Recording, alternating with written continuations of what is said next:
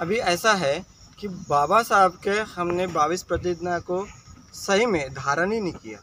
बुद्ध धम्म संघ में हम प्रतिष्ठित ही नहीं हुए। बाबा साहब से प्रतिज्ञा तो ले लेते थे, प्रतिज्ञा क्या है यही नहीं समझ पाए। पहली बात तो हम बाबा साहब डॉक्टर बाबा साहब आम्बेडकर के प्रति समर्पित नहीं है। हमें ऐसा नहीं लगता है कि बाबा साहब मेरे हैं, मेरे लिए बाबा साहब ने ऐसे किया। बाबा साहब ये तो अनाड़ी है, ये क्या हमें समझाएंगे, है ना। त्रिशम पंचशील दिया, 22 प्रतिज्ञा दिया, हो गया उनका काम। तो 22 प्रतिज्ञा क्या है इसको समझना पड़ेगा। हम समझते कि बाबा साहब विद्वान थे, तो बाबा साहब ने इस जंजाल से क्यों बाहर निकाला, इसको समझना चाहिए। जब जाके हम समझते हैं बाबा साहब को, तो बाबा साहब को जब समझने के बाद में वो जो त्रिशरण है और पंचशील को है, हम पूरी तरह पे समर्पित होते हैं। समर्पित होने के बाद में जो आर्य अष्टांगिक मार्ग है उसको समझने का प्रयास करते हैं। हमने कभी भी ऐसा नहीं, हमारे जिंदगी में कभी आर्य अष्टांगिक मार्ग को समझना ही नहीं चाहिए। बाबा साहब ने जो 10 पारमिताओं को पूरा करने की मैं शपथ ग्रहण करता हूँ, ये बोलने के बाद में हमने किसी ने 22 जो प्रतिज्ञा है 10 पारमिता, मेरी 10 पारमिता पूरी हो जाए, ऐसा कभी हमने सोचा ही नहीं है। तो ये सोचना पड़ेगा कि बाबा साहब ने क्यों 10 पारमिता। तो फिर बाबा साहब के जीवन की तरफ जाते हैं हम। तो बाबा साहब के जीवन जब देखते हैं हम लोग, तो पूरा जीवन उनका शील समाधि प्रज्ञा के मार्ग में हुए। जन्म से लेकर मरने तक के कभी भी उन्होंने शीलों का खंडित नहीं किया। अगर बाबा साहब ने शीलों का खंडित किया होता तो इस समाज में उसको कभी जिंदा नहीं रखा होता। तो इतना बड़ा शीलों का बल, शीलों के बल के वजह से कोई भी उनका बाल बांका नहीं कर पाए। इतना बड़ा बल होता है शीलों में। तो हमें शीलवान बनना चाहिए। जब तक कि हम शीलवान नहीं बनेंगे तो इस संसार से हम लड़ नहीं सकते। शील के वजह से हमें दुनिया में जो चाहिए वो सब मिल सकता है। शीलों में इतना पावर होता है, इतनी ताकत होती है। तो इस शील को हमने ग्रहण करना चाहिए। तो हमारे मन में तो पहले है, हम तो शील लेते हैं फिर बाद में छोड़ देते हैं, उसको देखते ही नहीं है। तो बुद्ध के प्रति हमारी श्रद्धा ही नहीं है। ये भाव है पहले हमारा बुद्ध के प्रति। बुद्ध के प्रति श्रद्धा होने के बाद में हम शीलों को ग्रहण करें। शील दिया क्यों है? शील हमारा रक्षा कवच है। जब हम रक्षा कवच को हम तोड़ देंगे तो कोई भी दूसरा आलम हमारे मन में घुस जाएगा। तो ये बाहर के जो आलम्बन है हमारे अंदर में घुसते रहते हैं। तो इस आलम्बन को तोड़ने के लिए हमारे को शील परिपक्व। तो शील जैसा होता है जैसा हमारा चिलखत होता है। हम युद्ध भूमि में जाते हैं, युद्ध भूमि में लड़ने के लिए क्या चाहिए? हमारे पास में चिलखत चाहिए, ढाल चाहिए, है ना। ढाल रहने के बाद में हम बाहर की चीज़ों का हम रक्षा कर सकते हैं। तो उसके बाद में हमारे पास में चाहिए प्रज्ञा। अगर हमारे प्रज्ञा की तलवार ही नहीं होगी तो हम कैसे युद्ध भूमि में उतरेंगे? तो इस प्रज्ञा को हमने धारण करना चाहिए। तो प्रज्ञा क्या होगी? जब हम ऐसे शीलों में प्रतिष्ठित होने के बाद में जो हमारी मेमोरी है उसको बढ़ाएंगे, पावर को बढ़ाएंगे, जो बुद्धों के ज्ञान है स्मरण करेंगे, विद्या को हासिल करें। जब हम विद्या को हासिल करेंगे तब जाके हम इस समाज से लड़ सकते हैं। जो भी बुरी आदतें हैं, बुरे संकल्प हैं, जो भी वातावरण बुरा चल रहा है उससे लड़ने का हमें एक बल मिलेगा। तलवार ऐसी तलवार रहेगी वो प्रज्ञा की तलवार कि ये तलवार जो है बहुत तेज होती है। हमारी ये सादी तलवार एक आदमी का खून करेगी, दूसरे का खून करेगी। तो ये जो तलवार होती है प्रज्ञा की तलवार, ये अनेक हजारों लोगों के, लाखों लोगों के दिलों पे ऊपर राज करती है। दिलों के ऊपर में जितने भी बाधाएं हैं सबको काट देती है। इतनी बड़ी तेज तलवार होती है। और ये तेज तलवार ऐसी होती है कि खून भी नहीं निकालती है और हमें शीलों में प्रतिष्ठित करती है और हमें अच्छा जीवन जीने का मार्ग देती है। तो ऐसे प्रज्ञा को हमने पावरफुल बनाना चाहिए। तो हम ये प्रज्ञा को कभी डेवलप करने का सोचा ही नहीं। प्रज्ञा कैसे डेवलपमेंट करेंगे ये हमने कभी जाना ही नहीं। बाबा साहब ने कैसी प्रज्ञा डेवलप किया उसको हमने जानते ही नहीं। सिर्फ पढ़ते बाकी भूल जाते। तो जब तक कि हम पढ़ना मतलब प्रज्ञावान होना ये गलत बात है। प्रज्ञावान होने के लिए शीलों का मार्ग चाहिए। जब तक हम शील कटिबद्ध रहेंगे तब जाके हम समाधि का अभ्यास कर पाएंगे।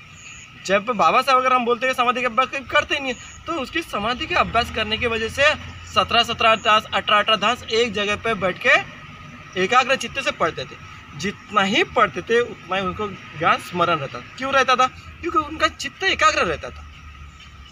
तो ये चित्त एकाग्र करने के लिए हमारे शील की ज़रूरत होती है। शील की ज़रूरत होने से बाद में हमारे में बुरे विचार नहीं आते और हमारा चित्त एकाग्र होने के बाद जितना हम पढ़ते उतना स्मरण होता है। तो ये प्रज्ञा डेवलप होगी। प्रज्ञा डेवलप होने के बाद में हम कहीं भी जाएंगे तो हम काम, तो इसको हम डेवलप करना चाहिए। जब हम बोलते हैं बाबा साहब के अनुयायी हैं, बुद्ध के अनुयायी, तो बुद्ध ने किया क्या है इसको जानना चाहिए। कि बुद्ध ने अनेक जगह जाके धम्म दिया, भिक्षु संघ में प्रतिष्ठित हुए। इसको देख, जैसे हम आज लेनी में आए, त्रिअष्टमी बुद्धा लेनी में आए, तो ये ऐसे लेनी है, हमारे पास में बहुत लेनी है। तो ये लेनी का क्या काम है? भिक्षु संघ को इस लेनी में लाके विहार बनाते थे और भिक्षु लोग यहाँ पे लोगों को धम्म दीक्षा देते थे, धम्म का ज्ञान देते थे। तो धम्म के मार्ग पे चलते चलते लोग दुखों से मुक्ति को, तो हमें जिस जिस जगह पे लेनी है, तो लेनी पुरातन है, पुरातन लेनी को हम तो कब्जा नहीं कर सकते, गवर्नमेंट के अंडर में रहती है। तो गवर्नमेंट के अंडर में रहने के बाद में हमें उसके नीचे में विश्व संघ के लिए अच्छे विहार बनाना चाहिए, धम्म धारण करने के विपस्सना सेंटर बनाना चाहिए। तो जब जाके हमारे बच्चे हम वहाँ पे जाके धम्म श्रवण करेंगे, धम्म को धारण करके समाधि का अभ्यास करेंगे, तब जाके धम्म सही धम्म के मार्ग पे हम चलें। जैसे हम सही धम्म के मार्ग पे चलने लायक बन जाएंगे, तो समाज की जितनी भी बाधाएं, जितनी भी विकृतियाँ हैं, सब विकृति को हम तोड़ देंगे। तो इस बारे में हमें सोचना चाहिए। और बाबा साहब ने क्या काम किया कि बाबा साहब ने प्रिंटिंग प्रेस ओपन किया, जन्म से लेकर मरने तक के उन्होंने शीलों का पालन किया। जितना भी प्रॉपर्टी जमा किया, जितना भी पैसा मिला, उतने पैसे से लोगों के लिए हॉस्टल बनाए, कॉलेजेस बनाए, है ना, ये उन्होंने काम किया। तो ये पहली जिम्मेदारी होती है। जैसे बाबा साहब ने काम किया, वैसे भी मुझे काम करना चाहिए। हमारे भी हॉस्टल्स होना चाहिए, हमारे भी कॉलेजेस होना चाहिए, है ना। उन्होंने प्रिंटिंग प्रेस ओपन किया, किसके लिए? हमारे लोगों में उनके जो विचार है हमारे लोगों तक पहुँचने चाहिए। आज हमारी कोई प्रिंटिंग प्रेस नहीं है ना, तो विचारधारा नहीं है, तो हमारे प्रिंटिंग प्रेस होना चाहिए। प्रिंटिंग प्रेस होने के बाद में बाबा साहब के विचार, बुद्ध के विचार, उन्हें वहाँ पे प्रिंटेड होना चाहिए। जो त्रिपिटक के संग्रह है वो त्रिपिटक होना चाहिए। जैसे धम्मपद, जातक कथा, सुत्त पिटक, अंगुत्तर निकाय, ये जो ग्रंथ है वो पहले तो हमें प्रिंटेड, जो लोगों के लिए है, सादे भाषा में, छोटे से छोटे शब्दों में लोगों को समझने के लिए भगवान ने उपदेश दिया। दीघ निकाय वो अलग बात है, लेकिन जो छोटे शब्दों में है वो हमें प्रिंटिंग करना चाहिए। वो प्रिंटिंग करने बाद में लोगों में डिस्ट्रीब्यूट करना चाहिए, फ्री डिस्ट्रीब्यूट करना चाहिए, है ना। बाबा साहब ने इतने प्रिंटेड फ्री में पत्रक बांटे, तो हमारा भी कर्तव्य बनता है कि हम भी बाबा साहब के लिख रहे हैं, हम भी बाबा साहब के अनुयायी हैं। हमारा बाप ने ऐसे किया तो बेटे ने वैसे करना चाहिए। हम बोलते बाप ने किया और हम नहीं करते हैं, तो कैसे चलेगा? हम बाप के मार्ग में कभी चलने का प्रयास ही नहीं किया, तो कैसे मेरा बाप होगा वो, है ना। जो अगर बाप के रास्ते से हम बेटा नहीं चलता है तो बाप का दुश्मन हो गया ना वो। हम ही बाबा साहब के विचारों को खंडित करने के लिए, नष्ट करने हम प्रयास कर रहे हैं। तो हमारे जब बाबा साहब के विचारों पर हम चलेंगे, उसके कार्य पे, तब जाके बाबा साहब को लगेगा कि ये मेरा सही में बेटा है। तो हमारे आज के ये युग में हमें बाबा साहब का सही में हमें बच्चे बनना है, हम सबको बच्चे बनना है। तो बच्चे कैसे होना चाहिए? बाबा साहब ने पूरी संपत्ति लोगों के लिए दान दिया, वैसे भी बाबा साहब ने हमें भी बोला कि आप भी अपने विसावा हिस्सा समाज के लिए दान देना चाहिए। ज़्यादा नहीं चाहिए बाबा साहब को, है ना। जो इतना हमारे मिला, नौकरी मिली, खाने के लिए अन्न मिला, पीने के लिए पानी मिला, रहने के लिए घर मिला, अच्छे कपड़े मिले, अच्छी गाड़ी मिली, इतना सब मिलने के बाद भी हम 5% हिस्सा बाबा साहब के कार्य के लिए नहीं दे सकते, तो क्या हम बाबा साहब के बच्चे हो सकते हैं? अपने आप को जानना चाहिए। जब अपने आप को जानेंगे तब जाके बाबा साहब के प्रति हमारे वो भाव उत्पन्न होगा। जब भाव उत्पन्न होगा तो हमारे आंखों से आंसू निकलेंगे, हम गदगद हो जाएंगे, हमारे उत्पन्न में एक प्रीति उत्पन्न होगी, प्रमोद उत्पन्न होगा। ऐसा प्रमोद उत्पन्न होने के बाद में हम बाबा साहब का कारवा आगे ले सकते। हमारे बहुत सारे बुक प्रिंटेड, 100 लोगों में हम बुक्स बांटेंगे, 100 लोगों में से एक आदमी ने अगर बुक्स पढ़ लिया, एक आदमी अगर परिवर्तित होगा, तो एक आदमी में उतना बल रहेगा कि वो 100 आदमी को कन्वर्ट कर सके। इतना बड़ा बल है। तो ये बुक्स प्रिंटेड करने के लिए, तो बुक्स प्रिंटेड करना क्या है? बुद्ध के विचारों को लोगों तक के पहुंचाना, बाबा साहब के विचारों को लोगों तक के पहुंचाना, जो दूसरे समझ। हम नहीं ले सकते बाबा, जो बुद्ध की प्रिंटिंग बुक्स है इतने महंगे हैं, 2-2, 3-3 हज़ार, 4-4 हज़ार रुपये के प्राइस में बुक्स आते। तो ये गरीब आदमी जिसको श्रद्धा है बाबा साहब के प्रति, बुद्ध के प्रति, वो कैसे ले पाएगा? तो ये बुक्स खरीदना चाहिए, हमने बांटना चाहिए। तो जिनमें ये श्रद्धा है, भाव है कि मुझे बुद्ध के प्रति समर्पित हो, मुझे बुद्ध का ज्ञान प्राप्त चाहिए, उनको बुक्स मिल सकेंगे। जो सभी समाज के लोग, आज तो इंटरनेट का ज़माना है, तो सभी समाज के लोग ये चाहते हैं कि बुद्ध का धम्म हम पढ़ें, लेकिन पैसे से खरीद नहीं पाते हैं। तो हम ऐसे लोगों को डोनेट करेंगे, वैसे लोग वो पढ़ेंगे। पढ़ने के बाद में जो काल्पनिक कथाएं हैं वो भूल जाएंगे, रियलिटी को धारण करेंगे। जब रियलिटी को धारण करते सही में बुद्ध के मार्ग पे चलेंगे, और बुद्ध के मार्ग पे चलेंगे तो 3 ज्ञान को प्राप्त करने से उनको कोई नहीं रोक पाएगा। 3 ज्ञान कौन से हैं? पुब्बे नयसति, दिव्य चक्षु और आसवक्य के। ऐसे 3 ज्ञान को प्राप्त करेंगे और वो भी बुद्ध बन जाएंगे, अनंत बन जाएंगे। तो इस मार्ग में हमें सबको लेके जाना है, सभी को दुख मुक्ति की ओर लेकर जाना है। जैसे बाबा साहब आए, हमें शीलों में प्रतिष्ठित किया, गोयनका गुरु जी आए, धम्म में समाधि में प्रतिष्ठित किया।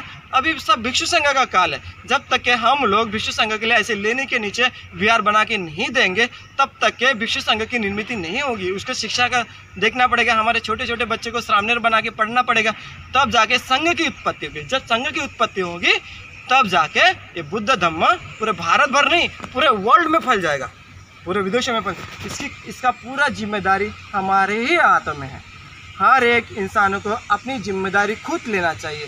मैं बाबा साहब का अनुयायी हूँ, बाकी लड़के तो खराब निकले तो निकले, लेकिन मैं बाबा साहब से कभी ऐसी गलत काम नहीं करूँगा।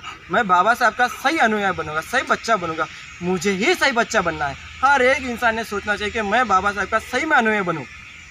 ऐसा अगर सोचने के बाद में हर एक इंसान सही में अनुयायी बनेगा और सभी भारत को बुद्ध में बनने के लिए बाबा साहब के कारवा को आगे ले जाते हुए संपूर्ण भारत देश, जम्बूद्वीप, विश्व में फैलाएगा। ये सब महाराष्ट्र वाले लोगों पे ऊपर जिम्मेदारी है। हम सभी महाराष्ट्र वाले लोगों से ये करते हुए विनती करते हैं कि सभी ये जिम्मेदारी हमारे बाबा साहब ने हमें दी हुई, महाराष्ट्र वाले की जनता के ऊपर है। ये पूरा भार दिया हुआ है, बाकी तो नहीं भारत के लोगों के, लेकिन महाराष्ट्र के ऊपर बाबा साहब को बहुत विश्वास था। हमने बाबा साहब को विश्वास को हमने सही में परिवर्तित करना चाहिए और बाबा साहब के विचारों को हमने बढ़ाना चाहिए। ये हमारी सही सद्भावना बाबा साहब के प्रति होगी। ऐसे करते हुए हमें अपना जीवन यापन करते हुए जन्म से लेकर मरने तक के हमें संकल्प करना है कि मैं बाबा साहब को कभी भी धोखा नहीं दूंगा, बुद्ध को कभी भी धोखा नहीं दूंगा और अपनी पारमिता को पूरी करते हुए सभी दुखों से मुक्त होगा।